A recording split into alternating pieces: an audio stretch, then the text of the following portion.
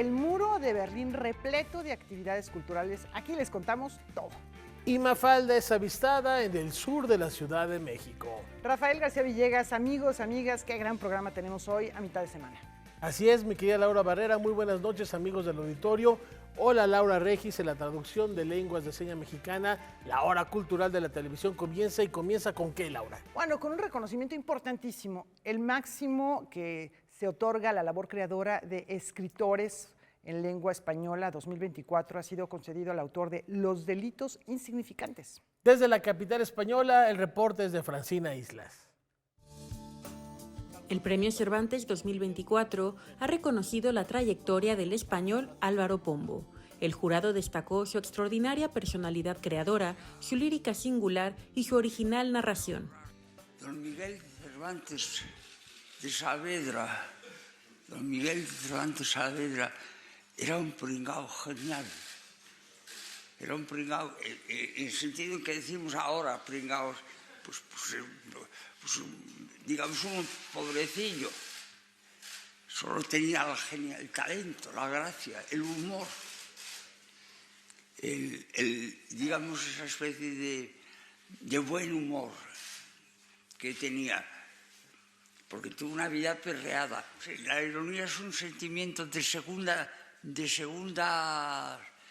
es un sentimiento primario, como sería la furia, por ejemplo, o el amor, o el odio.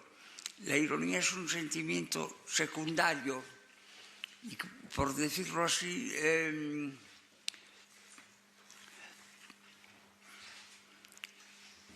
un sentimiento, digamos, de persona mayor un poco. He pensado y tengo pensado y bosquejado una cosa que se llamaría diferencias o variaciones sobre el licenciado Vidriera. El licenciado Vidriera es una novela ejemplar de las novelas ejemplares de Cervantes. Incansable polemista y defensor de la libertad sexual, Pombo reflexionó sobre los grandes pensadores y filósofos que influyeron en su obra. El propio Sartre decía que quería ser mitad Stendhal y mitad Spinoza. Y bueno, fue Sartre, que ya era de sobra. Y la filosofía que más uso yo, de algún modo, es quizá la filosofía sartreana. Me gusta la elocuencia filosófica. Elocuencia filosófica hay en Platón y en Aristóteles, pero lo hay, por ejemplo, entre nosotros en Ortega y en Zubiri, en Javier Zubiri. El premio más prestigioso de las letras españolas, dotado con 125.000 euros, le será entregado el próximo abril en Alcalá de Henares. El amor y el humor, no exentos de la polémica, son temas recurrentes en la obra del maestro Álvaro Pombo, académico, filósofo, poeta, ensayista, integrante de la Real Academia de la Lengua Española desde el año 2004. Y bueno, los ecos por este premio no se han hecho esperar para el hombre que en sus letras ha retratado las paradojas del ser humano. Tras el anuncio del Premio Cervantes de Literatura, las reacciones en el mundo de las letras fueron de beneplácito. Juan Villoro, por ejemplo, aseguró que la novela de Álvaro Pombo, llamada Una ventana al norte, se refiere a la Guerra Cristera, donde le da la voz rebelde a las mujeres que participaron en el conflicto armado. En ese sentido, Villoro considera que el Cervantes ha premiado a una disruptiva inteligencia por ser defensor de la alteridad sexual y la inmigración. Sergio Ramírez, tras felicitar a Pombo, consignó que es un entrañable novelista de los grandes de España y de la lengua. El crítico literario Sergio Tellespón se dijo sorprendido debido a que el premiado es una figura gay, polémica y española, pero sobre todo de la tercera edad, ya que es una visibilización de esta comunidad, lo cual no es frecuente y es un gesto que hay que puntualizar. El ministro de Cultura español, Ernest Urtasun, manifestó que el autor de La Cuadratura del Círculo creó un mundo literario propio, imperecedero e imprescindible que conmueve y que conduele. En tanto, Ernesto Reséndiz, especialista en literatura LGBTQ, indica que Pombo no es complaciente con lo que el mercado editorial quiere mostrar, en una visión edulcorada de una novela rosa gay. Gioconda Belli, además de las felicitaciones al también miembro de la Real Academia Española, señaló que es una mente privilegiada que a sus 85 años sigue escribiendo libros notables. Noticias 22. Bueno, pues muy interesante la trayectoria de Álvaro Pombo, porque él inicia con la poesía, después pasa al cuento y posteriormente a la novela. Se queda mucho en la novela, se ve que, bueno, pues ahí se sintió muy cómodo. Muy recomendable la novela Donde las mujeres, que curiosamente está relatado por una jovencita o una mujer de pocos años de edad y que empieza a relatar su vida, su entorno, su enamoramiento, pero también mucho la relación con su madre y con su tía. Y bueno, pues es un ejercicio muy interesante. Es raro que un escritor asuma el papel de la voz femenina con tanta solvencia. El exclaustrado es otra de las novelas recomendables. Recibió el premio Herralde de novela también, o sea, su palmarés es bastante amplio, además de, por supuesto, doctorados honoris causa en varias universidades. Así que celebramos su literatura, este reconocimiento, y estaremos muy al pendiente el próximo año cuando se le entregue. Claro que sí. Bueno, y seguramente vamos a ver los anaqueles de las Sí, librerías seguramente. con su obra, así que hay que adquirirla. Y la ventaja es que ya está en el idioma que lo leemos, entonces Exactamente. No hay eso que es un hacer gran traducción. paso. Felicidades al maestro Pombo. Y cambiamos de tema porque llegó el momento de reencontrarnos con el arte textil mexicano y celebrar el trabajo de nuestros artesanos. La presidenta Claudia Sheinbaum inauguró la 4ª edición de Original. Con la presencia de 500 artesanas y de integrantes del gabinete, la presidenta Claudia Sheinbaum inauguró en Palacio Nacional las actividades de Original, Encuentro de Arte Textil Mexicano, que se llevará a cabo del 14 al 17 de noviembre en el Complejo Cultural Los Pinos. Ahora estamos recuperando Original en su 4ª edición. Por primera vez están aquí en Palacio Nacional.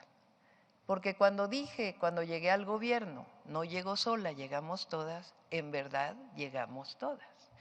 Y el Palacio Nacional no es solo el lugar hoy de la gobernante de México, sino es el lugar del pueblo de México. Y particularmente es su casa. Son sin duda el lazo más profundo y vivo de lo que tenemos como grandeza cultural de nuestro país. Precisamente ellas, que han sido históricamente invisibilizadas y cuyas manos han tejido y bordado ininterrumpidamente de generación en generación la historia de nuestro país. Además de la secretaria de Cultura Federal, Claudia Curiel de Icaza, y de la subsecretaria de Desarrollo Cultural Marina Núñez Vespalova, en la ceremonia también participó la jefa de gobierno de la Ciudad de México, Clara Brugada. Hay una deuda histórica para las mujeres indígenas y artesanas. Mujeres y creadoras y artistas y productoras de arte ha significado resistencia en este país. Nos da oportunidad de poder ofertar nuestros productos artesanales. Así también el de poder tener un ingreso económico y dar a conocer nuestra identidad cultural de las diferentes raíces culturales que conforman México. La 4ª edición de Original, el encuentro textil mexicano que en pocos años, solamente en 4, ha tomado una relevancia central en la transformación de prácticas justas en torno a la producción y a la relación de las creadoras y creadoras con el consumo. Si a una marca no le regatean, ¿por qué sí lo hacen con las y los artesanos? Durante su intervención, la presidenta Claudia Sheinbaum realizó 2 peticiones a la secretaria de Cultura Claudia Curiel de Icaza y a la subsecretaria de Desarrollo Cultural Marina Núñez Vespalova. quiero pedirles que no solamente haya una ocasión que haya original en la Ciudad de México, sino que podamos hacer 4.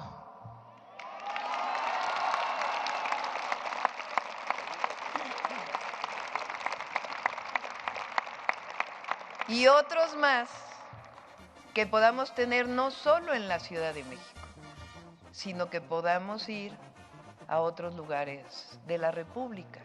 En esta construcción de hacer realidad el segundo constitucional, lo que queremos es que nos ayuden a que FONART sea una verdadera institución de comercialización de las artesanías y particularmente de los textiles. La ceremonia de inauguración concluyó con el himno nacional y con el obsequio de un rebozo por parte de una de las artesanas a la presidenta Claudia Sheinbaum.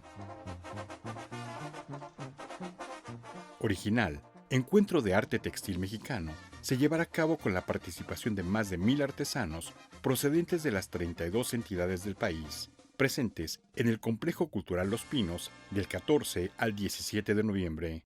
Noticias 22, Víctor Gaspar.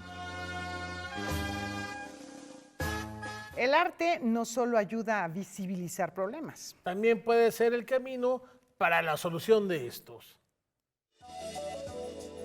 El Centro Nacional de las Artes se suma a la campaña 16 días de activismo contra la violencia de género con la jornada Vínculos Creativos hacia un futuro sin sombras. Un grupo de colectivas artísticas y creadoras de diferentes disciplinas participan en acciones para visibilizar las violencias que enfrentan las mujeres de manera cotidiana y en los diferentes ámbitos de la vida. Yo sí creo que el arte tiene la capacidad, la posibilidad, los lenguajes para hablar del presente. El arte contemporáneo está hablando de lo que está ocurriendo en este momento, lo problematiza, le hace preguntas y también incluso a veces propone soluciones. Desde la presentación del libro Esclava del Deseo de Abigail Maricho Aranda, un poemario que explora la identidad trans, el amor y el deseo, hasta el taller La construcción de mi propia voz, qué historias contamos y cómo nos contamos en ellas, enfocado en narrativas femeninas como canales de empoderamiento impartido por Mariana Teller, pasando por el taller de autodefensa para mujeres, donde las participantes pueden aprender técnicas físicas para defenderse, son parte de las actividades que se llevan a cabo en el CENART durante la jornada y que buscan poner sobre la mesa la urgente necesidad de erradicar las violencias de género. El porcentaje de violencia en contra de las mujeres que perpetran sus propios familiares es más alto que la violencia que se perpetra en las calles contra nosotras.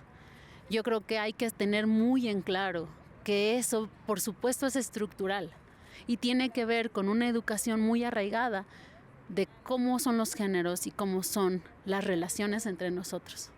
Estamos buscando respondernos por qué pasa esto en la sociedad y también cómo podemos hacer algo al respecto. Vínculos Creativos hacia un futuro sin sombras se llevará a cabo a partir de ahora y hasta el 13 de diciembre en diversos espacios del CENART. La entrada a todas las actividades es gratuita y el programa está disponible en las plataformas digitales del Centro Nacional de las Artes. Noticias 22, Karen Rivera.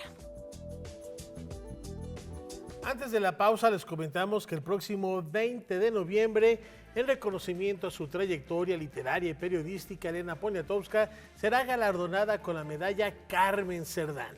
La ceremonia de entrega, que forma parte de la segunda edición del Festival Revolucionario, va a tener lugar a las 9 de la mañana en la ciudad de Puebla. Así que bueno, pues desde Noticias 22 celebramos esta muy merecida distinción a Elena Poniatowska Amor. Y además también traer a la memoria a los hermanos Cerdán, considerados los primeros mártires de la Revolución allá en 1910. Su casa en Puebla también está celebrando un importante aniversario y en este contexto se lleva también el reconocimiento que les planteamos. Y recordemos que Carmen Cerdán, hablando ya particularmente de ella, que es el nombre del premio, pues es la autora de esta famosísima frase, mexicanos no vivan de rodillas.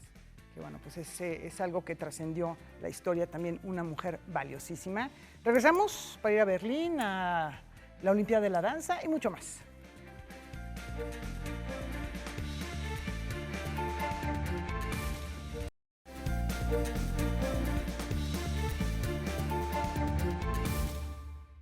El pasado fin de semana, la capital alemana celebró la gran fiesta de la libertad con motivo de la conmemoración de los 35 años de la caída del muro de Berlín y la reunificación del país. Es un hito histórico que dio comienzo a una nueva era en la historia de Alemania, como sabemos.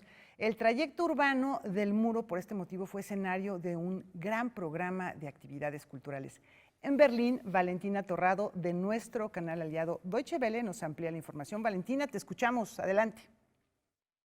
Muchos saludos desde Berlín. Aquí durante el fin de semana se celebró a lo grande la libertad y la unión. No solo fue una fiesta capitalina, sino una fiesta nacional, la conmemoración de los 35 años de la caída del muro. Es al mismo tiempo un momento para celebrar la reunificación del país y del fin de un periodo oscuro de Alemania, con un amplio programa de actividades a lo largo de todo el recorrido fronterizo que abarcó desde exposiciones de arte hasta eventos variados como conciertos, lecturas, performances al aire libre. Se expuso temas en relación al muro y su historia, con un guiño también a los discursos actuales sobre la libertad desde diferentes perspectivas. Una atracción especial fue un muro temporal realizado con 5.000 carteles con mensajes de paz y libertad instalados a lo largo de 4 kilómetros de la antigua frontera en el centro de la ciudad, realizada por personas de todas las edades en talleres y que recordaban la Revolución Pacífica de 1989. Se pudo ver además grandes instalaciones multimedia en forma de collage mostrando importantes momentos históricos. Lo más destacado de la programación fue por la noche el concierto de la Banda por la Libertad. Más de 700 músicos repartidos en 5 estaciones tocaron clásicos del rock y pop moderno sincronizados en 5 escenarios a lo largo del antiguo trazado del muro. El concierto por la libertad se retransmitió en directo a través de enormes pantallas LED. Miles de altavoces, instalaciones de video y un elaborado diseño de iluminación convirtieron el concierto en una experiencia única e invitó a los visitantes a celebrar a lo grande, pero también a reflexionar sobre el presente. Gracias por su atención y me despido hasta la próxima semana con un gran saludo desde Berlín, Valentina Torrado, de DW. La esencia de un libro involucra mucho más que a sus autores. De ahí la relevancia de reconocer a todos y cada uno de los que hace posible esta magia. Fue en la Universidad del Claustro de Sor Juana donde se llevó a cabo la ceremonia de entrega de premios otorgados por la Cámara Nacional de la Industria Editorial Mexicana, que reconoce el trabajo de impresores, diseñadores, escritores y más personas involucradas en la elaboración de un libro de texto. Hace 6 décadas, la CANIEM nació con el propósito de representar a una industria que, desde entonces, ha demostrado su compromiso inquebrantable con la educación y la cultura en México. Los premios CANIEM que hoy tenemos el honor de entregar representan mucho más que simples trofeos. Son un homenaje tangible a la excelencia y la creatividad de quienes dedican sus vidas a la magia del libro. Las categorías premiadas son libros infantiles y jóvenes, narrativa y ensayo para adultos, culturales, divulgación de la ciencia, entre otras. Bueno, yo creo que es importantísimo que estos premios se den porque la industria editorial requiere, digamos, de estos espacios para que se comprenda a nivel general la importancia de la edición en México. Los editores a veces tenemos muy pocos espacios, ámbitos para promocionar nuestros libros y lo que hacemos. Para mí es un honor, sobre todo estar aquí tan lejos de mi ciudad, ¿no? De Valladolid, y haber recibido este galardón junto con varios compañeros aquí. Es un honor para mí, es un honor y me siento muy contenta de representar a Valladolid. En la ceremonia se entregó el premio Juan Pablos 2024 a la escritora y editora Socorro Venegas, convirtiéndose en la 47ª ganadora. He sido afortunada porque he navegado por el mundo entre libros y lectores y lectoras y amo ese vaivén entre la palabra que nutre mi escritura y las palabras de los otros y las otras que llegan a convertirse en libros. Es un gran privilegio además recibir este premio el día en que celebramos el nacimiento de Sor Juana Inés de la Cruz. una mujer que defendió su derecho a leer y a escribir. Para Noticias 22, Iván Ramírez. Más de 100,000 jóvenes de todo el mundo se van a reunir en Burgos para celebrar la que es considerada Olimpiada de la Danza. Vamos a conocer a una de nuestras seleccionadas. La joven bailarina mexicana Ariana Martínez sueña con representar a nuestro país en la máxima competencia dancística de todo el planeta. A sus 18 años, ha sido seleccionada para formar parte del equipo mexicano que viajará a la Copa Mundial de Danza a celebrarse en la ciudad de Burgos, España, del 3 al 12 de julio del próximo año. Puesto que este evento convoca a más de 120,000 jóvenes de más de 60 países, es catalogado como las Olimpiadas de la Danza. Este año, en agosto, me animé y audicioné. Pues en principio tú dices en qué quieres audicionar y te mandan el video de la audición. Tú te tienes que aprender en tu casa por video el baile y presentar la audición. Y ya después de un par de semanas, pues me llegó la noticia de que me habían aceptado en todas las disciplinas a las que había aplicado. Yo apliqué a, se llama Commercial Dance, Jazz y Contemporáneo. Tras más de una década de practicar gimnasia y participar en pruebas internacionales, Ariana encontró su verdadera pasión en la danza. Desde entonces, ha logrado compaginar su actividad artística con su vida académica. Por las mañanas asiste a la preparatoria y por las tardes perfecciona su técnica en la prestigiosa Infinity Dance Academy, donde suele pasar más de 15 horas a la semana. Sí me parece algo muy especial y sí me cambió mucho la vida y me abrió los ojos como tener esta nueva herramienta en la cual yo podía descargar todas mis emociones y a la vez disfrutarlo. Ante la oportunidad irrepetible que se le ha presentado, la joven bailarina enfrenta ahora el reto de conseguir el apoyo económico para costear el viaje a España, así como solventar los gastos correspondientes a alimentos, vestuarios, ensayos y montajes. Es por ello que ha organizado una recaudación de fondos a través de la página GoFundMe. Hasta la tarde de este miércoles, el monto recaudado era tan solo del 11% de la meta trazada. Si usted desea y está en posibilidad de apoyar a esta joven promesa de la danza, visite el sitio web que aparece en pantalla. Ahí pues básicamente nada más donan la cantidad que les sea posible, que quieran dar. Y con eso me ayudarían muchísimo, la verdad, a cumplir mis sueños y a poder tener esta gran experiencia que estoy muy deseosa de tener, la verdad. Con información de Francisco Hoyos, Noticias 22. Las mutaciones de un poema sinfónico nacido en México conquista Suiza.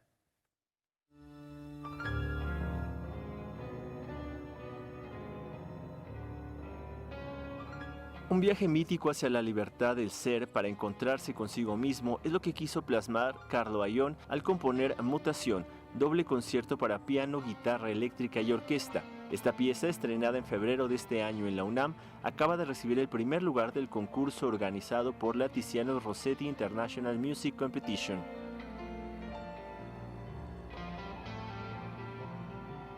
Yo empecé a componer esta obra pues alrededor de 2022, finales de 2022 y en 2023, prácticamente fue todo el año 2023.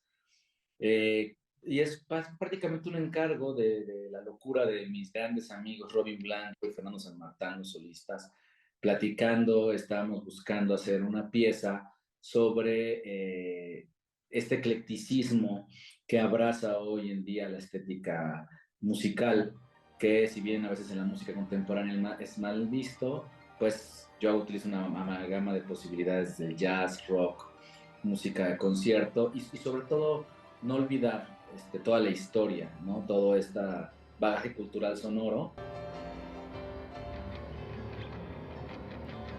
Mutación, que ha sido descrita como un poema sinfónico al estar cargada de emociones, también fue objeto de un documental que será estrenado en enero del 2025 en la Cineteca Nacional y TV UNAM.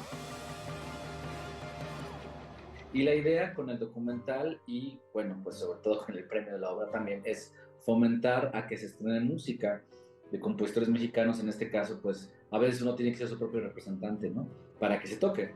Porque yo creo que el mal de la música contemporánea es que la pieza se toca una sola vez, o porque son muy raras, o porque los requerimientos técnicos son bastante complejos y que nada más en una ocasión se pueden llevar a cabo, y ya.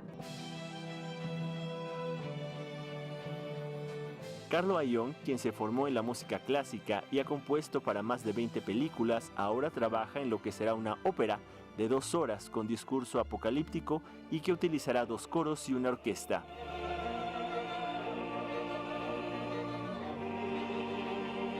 Estamos trabajando en una compañía que se llama Nuestra Herencia Olvidada, de ópera, que ha estrenado óperas sobre todo de compositores mexicanos. Se dedica, por eso su nombre, Nuestra Herencia Olvidada. Y también es un encargo que vamos a meter a apoyos, ¿no? Apoyos para que se pueda producir. Sí, es una ópera cara, es una ópera grandilocuente, y también lo que te puedo anticipar para que sea más emocionante es que se utiliza la inteligencia artificial como parte de una línea conductora, y aparte, sin perder la tradición operística, no es una antiópera para nada, tiene todo el formato de una ópera, y también tiene esta parte un poco electrónica, de un robotcito por ahí. Noticias 22, Alberto Aranda. Después de la pausa recordaremos a Enrique Dussel a un año de su partida, hablaremos de Mafalda, cine, música y mucho más, pero antes, Laura. Bueno, pues yo creo que todos nos quedamos con ganas de una probadita de la música de Carlo Ayón. Estas mutaciones, vamos con ello y volvemos enseguida.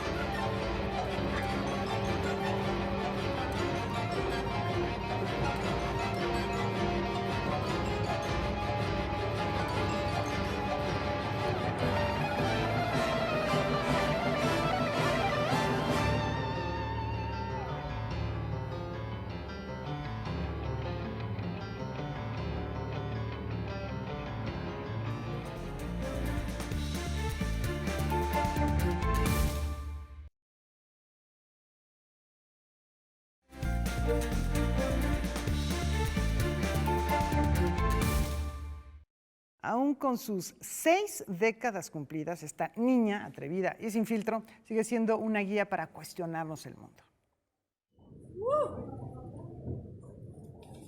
Para celebrar los 60 años de Mafalda, se llevó a cabo la develación de una escultura en honor a este icónico personaje, creado por el historietista argentino Joaquín Salvador Lavado Tejón, Quino. A Quino le encargan que haga una tira cómica para promocionar unos artículos electrodomésticos. Dicha tira no fue aceptada porque se notaba el espíritu de andar vendiendo, pero Quino se queda con los personajes, que es una familia de clase media, los padres, una hija, y decide desarrollarla, la publica en un semanario y va iniciando así las historias de Mafalda, que empieza siendo una niña que va comentando el mundo, el día a día. Es una niña que se cuestiona todo y que sobre todo cuestiona a sus papás. Debido al éxito de las publicaciones semanales, Es como Mafalda se volvió inolvidable, hasta llegar al punto de tener cómics y libros que relatan las andanzas de esta pequeña y sus inseparables amigos Felipe, Manolito y Susanita. Un hecho que es muy importante: Quino era alguien que a lo mejor se preocupaba más por el dibujar, por el crear, pero por lo mismo no revisaba muchas veces su correspondencia. Y a Quino le llega el correo, una carta de un editor italiano pidiéndole permiso para reproducir a Mafalda, pero Quino no le contestaba.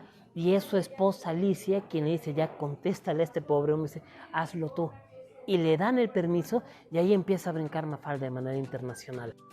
El editor Diego Mejía considera que la clave por la cual no se ha olvidado al personaje es porque pareciera que el mundo no evoluciona, y es necesario tener a Mafalda para que siga comentando los conflictos sociales, la pobreza, la avaricia o la guerra, entre otros asuntos que nos aquejan. Vaya a la calle, va a haber artículos, muñequitos, llaveritos de felpa. Los libros siguen teniendo una muy buena recepción. Año con año se sigue reimprimiendo.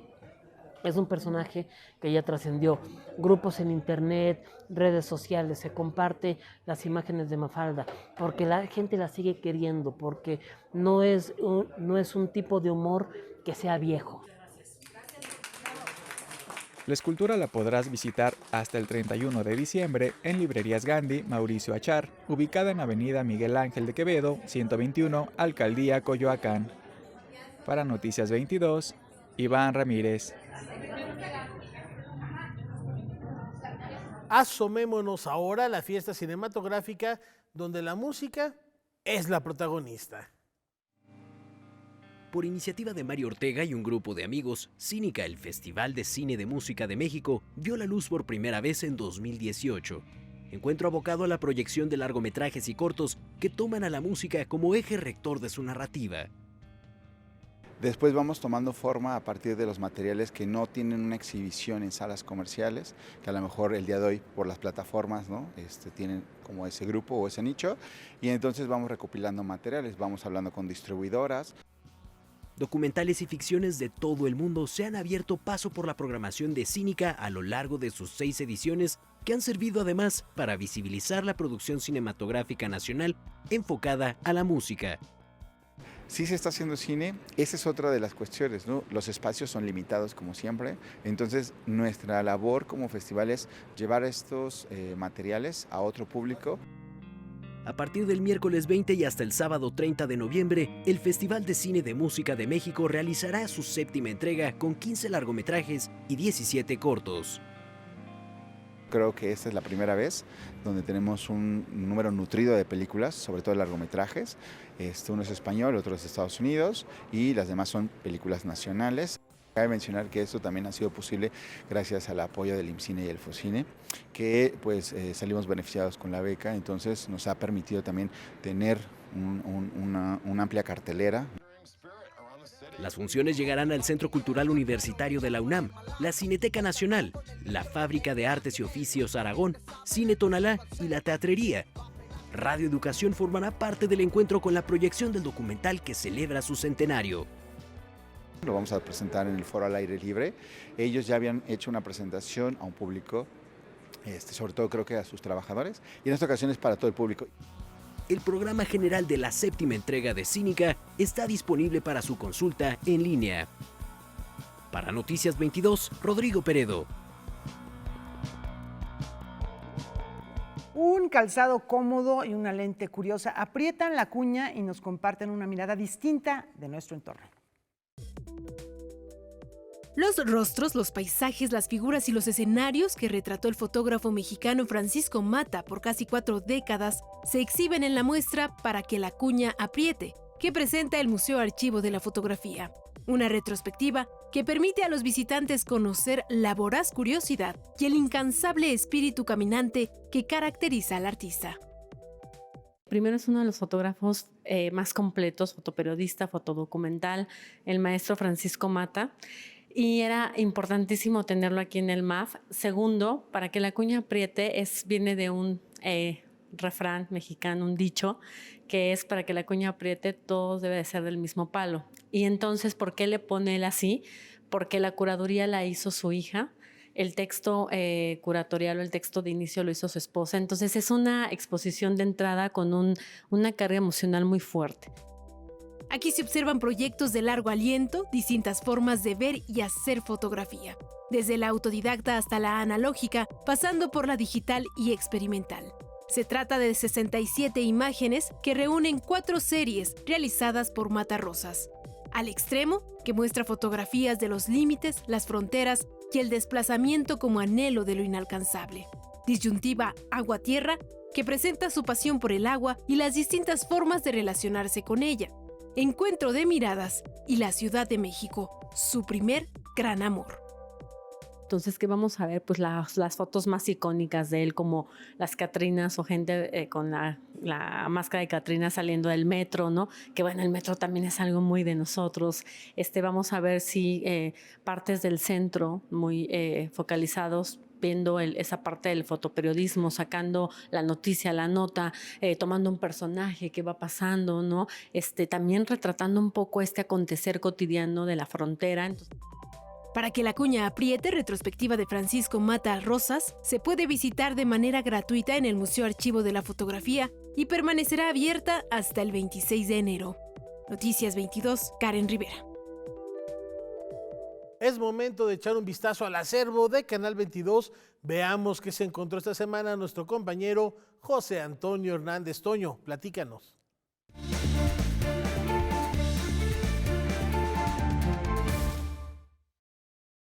¿Qué tal, Laura, Rafa? Muy buenas noches. Pues ahora veremos una entrevista que le hicieron al doctor Enrique Dussel a propósito de su libro Filosofía de la Liberación, una antología. Fue de las últimas entrevistas que dio. Veamos qué fue lo que dijo en esa ocasión. Acompáñenme. Enrique Dussel es una de las figuras más respetadas dentro del pensamiento latinoamericano contemporáneo. Académico, filósofo e historiador de origen argentino, desarrolló buena parte de su carrera profesional en México. La filosofía de la liberación es una escuela filosófica latinoamericana. Surgió al fin de los años 60 del siglo XX, ¿no? Y son ya más de como 50, 60 años de trabajo. Y por supuesto ha sido una temática muy respondiendo a la situación del tiempo y no en abstracto. Miembro fundador de la Filosofía de la Liberación en América Latina, autor de más de 70 libros en los que postuló una visión crítica de la modernidad eurocéntrica y occidental. Comienza por ser un pensamiento latinoamericano que se opone a pensar que la filosofía es solo europea. La filosofía en realidad está presente en todas las culturas. No nació en Grecia, nació 3000 años antes que los presocráticos griegos que surgen a partir de Egipto. Fue crítico de la modernidad, apelando a un nuevo momento denominándolo transmodernidad. Nuestra visión latinoamericana es completamente distinta a la europea y comienza por criticar la visión eurocéntrica de la filosofía y sobre todo la pretensión de universalidad de la cultura europea, que nunca fue universal. Más bien los chinos fueron más universales que los europeos y también los hindúes. El doctor Enrique Dussel muere en la Ciudad de México el 5 de noviembre de 2023. Noticias 22, José Antonio Hernández. Gracias, José Antonio. Antes de la pausa, les queremos recordar que Original es un movimiento impulsado por la Secretaría de Cultura que promueve el respeto para las personas creadoras de arte tradicional mexicano. Este 2024 asiste a la 4ª edición de Original, el encuentro de arte textil mexicano en el que participarán más de 1000 personas artesanas de todo el país. Pasarelas, encuentros, talleres, foros y ciclos de cine. La 4ª edición de Original, el encuentro de arte textil mexicano, se va a realizar del 14 al 17 de noviembre en el Complejo Cultural Los Pinos y la entrada es completamente libre, así que los invitamos a conocer la programación en original.cultura.gov.mx para que pues, conozcan todas las actividades y puedan asistir a aquellas que más les interesen, la pasen muy bien. Y ya lo escuchábamos al inicio del programa. Podrían ser hasta 4 al año, ¿eh? Eso es ahorita, pero ya Esa después. Esa es la propuesta.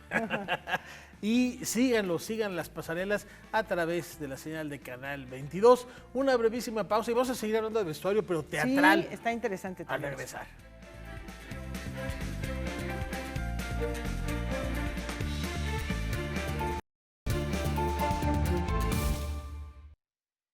Estas tierras anegadas de principios del siglo pasado son también una ventana para conocer la historia del poblamiento y reforma agraria en la Ciénega de Chapala, Michoacán. Sus abuelos le contaron varias historias sobre los orígenes de las familias que viven en la Ciénega de Chapala, en el estado de Michoacán. Eran tan fascinantes que eligió este tema para desarrollar su tesis de maestría en historia. Ellos se referían principalmente a los cambios en la geografía de la región. Por ejemplo, hay una población que se denomina San Pedro Caro, que anteriormente era un pueblo ribereño, pero a raíz de la desecación, bueno, ya dejó de serlo. Había también pescadores en esta región, ahora lo sigue habiendo, pero ya con varios 5 o 6 kilómetros de retirado del lago. En esta región en la que actualmente hay tierras dedicadas a la producción de maíz, cebolla, así como legumbres y granos, fue producto del esfuerzo de jornaleros migrantes, como lo explica el historiador mexicano a través de su libro De tierras anegadas a terreno nacional, Poblamiento y reforma agraria en la Ciénega de Chapala, Michoacán, 1910-1935.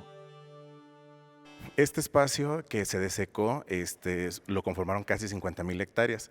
En términos del territorio estamos hablando del 5% del territorio del estado de Michoacán. No estaba poblado ese espacio porque estaba inundado, y con la obra de desecación, bueno, se fue poblando por campesinos, principalmente eran jornaleros que no estaban acasillados. Lo interesante aquí es que, bueno, ellos no eran originarios de esta región, llegaron a poblar esta región, a trabajarla, y al final pudieron tener acceso a las tierras. Entonces se convirtieron, lo hablo en la tesis, de medieros pasaron a ser ejidatarios, y esa parte fue fundamental porque, bueno, se establecieron de manera definitiva ya en la región. Entonces estos jornaleros ya tenían acceso a la tierra, pero bueno, no era de ellos, y con la reforma agraria pueden lograr tener tierra. Esta investigación, que fue galardonada con mención honorífica del Premio Instituto Nacional de Estudios Históricos de las Revoluciones de México, Salvador Azuela 2022, está disponible en formato físico y digital. Está de manera digital en las páginas del INERP, en la parte de Historia de la Revolución Mexicana, que lo lean y que puedan saber un poco más de esta región del estado de Michoacán, pero enmarcada dentro de políticas públicas que afectaron no solamente a Michoacán, sino a otras partes de México. Adentrémonos en tierras amazónicas en busca de respuestas, pero atengámonos a encarar las verdades que en ella se ocultan. La escritora Andrea Ortiz de Ceballos nos cuenta un poco acerca de su más reciente libro, cuyo título hace referencia a una de las regiones del Perú con mayor biodiversidad del mundo. Trata sobre una cineasta que acaba de perder a su esposo y está en pleno proceso de duelo porque él fue asesinado mientras ambos rodaban un documental sobre la minería ilegal en Madre de Dios. Es un libro que, si bien tiene el escenario de la Amazonía y tiene el escenario de estas economías ilegales, es a la vez un recorrido muy íntimo por el duelo de Marcela, que es la protagonista. El libro desarrolla la historia en 3 partes. La primera sobre el asesinato de su esposo.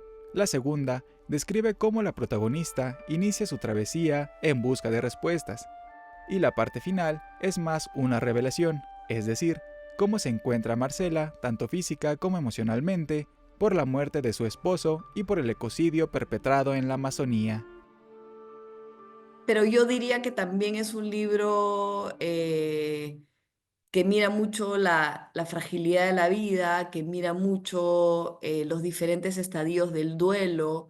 Entonces yo no diría que se puede clasificar únicamente como eco-thriller, sino que de pronto la trama está en la línea del eco-thriller, pero también hay una mirada muy interior del personaje y de su proceso de duelo. Con un ritmo cautivante, la obra revela el atentado que se comete todos los días contra el bosque tropical más extenso del mundo. Y yo creo que la ficción es una forma complementaria de contar historias que lleguen a lugares más interiores y que de pronto se metan un poco más en la psicología de los personajes. Madre de Dios lo podrás encontrar en las librerías de la Ciudad de México y a la venta también para Estados Unidos y Centroamérica en planetadelibros.com.mx. Para Noticias 22, Iván Ramírez. Diseño, comodidad, movilidad, que no solo caracterizan a un personaje, sino también que contribuyen a darle vida a la escena misma. Aquí, una retrospectiva del vestuario como detonador del movimiento. ¿Cuál es el desafío que enfrentan los diseñadores de vestuario en las artes escénicas? El vestíbulo del Teatro El Galeón Abraham Onseransky del Centro Cultural del Bosque exhibe una muestra de 11 maquetas en pequeño formato en las que se pueden observar los materiales, las técnicas y las formas que utilizan los profesionales de la rama para elaborar modelos que usan actores, bailarines o cantantes en escena y que se convierten en obras de arte. Entonces, esta exposición, el vestuario como el detonador de movimiento, piensa el vestuario, pero más allá de vestir solo un cuerpo y decorarlo, ¿qué acciones se pueden a partir del vestuario? ¿Cómo puede detonar si el personaje o el performer tiene que dar vueltas, puede manipular más las mangas, generar algún sonido con el vestuario? La muestra tuvo su inauguración internacional en la 15ª Cuadrienal de Praga de Diseño de Performance y Espacio, donde se exhiben los mejores trabajos de diseño escénico a nivel mundial desde 1967. Estas piezas formaron parte del proyecto titulado Fragmentos 2, con el que se piensa a escala, es decir, se muestra lo que pasa con los vestuarios antes de llegar al escenario, como su impresión en los bocetos y la elaboración de figuras tridimensionales miniaturas para visualizar su forma. Y cada quien va, digamos, hacia distintas posibilidades en la escena. Hay quien está en danza, teatro, ópera o incluso festival. Entonces, aquí va más la exploración hacia materiales. Por ejemplo, hay una pieza que trabajó muchísimo más con metros de tela para hacer una cauda grande y transformarla en escena. Hay otra pieza que son globos y que los globos es ese vestuario que hace como una membrana en el cuerpo. Hablando en específico de esta pieza de acá, pues son vestuarios, es un vestuario que se conformó por bolsas de plástico recicladas. La exposición El vestuario como el detonador del movimiento se exhibe en el contexto del 5º aniversario de la asociación Vestuario a Escena MX y se puede ver de manera gratuita hasta el 15 de diciembre. Noticias 22, Karen Rivera. Una videópera, nuestra relación con los espacios y la vigilancia cotidiana como precio de nuestra seguridad dialogan en este recinto. El Museo Jumex presenta 3 exposiciones de arte contemporáneo que abordan temas como territorio, tradiciones y autoritarismo. La exposición Siluetas sobre Maleza es una exposición colectiva de 6 artistas latinoamericanas que sobre todo abarca y trata de la relación del cuerpo con el territorio. El territorio de las artistas y la práctica de las artistas está muy relacionada a sus propios contextos y problemáticas. El trabajo del estadounidense Clotilde Jiménez se basa normalmente en la escultura y el collage, pero en su muestra, La Gruta, incluye por primera vez una pieza de ópera en video y un escenario de teatro. Es una ópera que trata sobre ciertas tradiciones mexicanas, católicas, pero también nahuas, y también los efectos del colonialismo en los pueblos mexicanos. Pero es una historia que se basa en la experiencia de un niño que por razones supernaturales tiene que migrar a Estados Unidos. Libertad y Seguridad, de la artista mexicana Débora Delmar, se enfoca en explorar la arquitectura como un medio de control, haciendo referencia a las fronteras y espacios que nos tienen bajo vigilancia a las personas. Cuando ustedes lleguen a la exposición van a encontrar que te recibe una reja que tiene ciertos horarios de apertura que la artista, en colaboración con el equipo del museo, hemos decidido en qué horario se puede acceder o no a este espacio. Para esta exposición ella está también trabajando con los custodios o los guardias del museo, quienes tienen un rol activo también en la exposición. Siluetas sobre Maleza y Libertad y Seguridad estarán hasta el 5 de enero. La gruta permanecerá hasta el 1 de diciembre en el Museo Jumex. Para Noticias 22, Iván Ramírez. Y nos despedimos entre acordes de la banda neoyorquina The Strokes, pues hoy su bajista Nicolai Fraiture está celebrando su cumpleaños número 46, así que nos vamos con un buen ritmo esta noche, Laura. Ah, claro que sí, un rock, bueno, pues una banda que refresca la escena del rock a finales del siglo pasado, principios de este, realmente una banda que me gusta mucho. Son unos muchachos. Vamos a disfrutar y nos vemos mañana.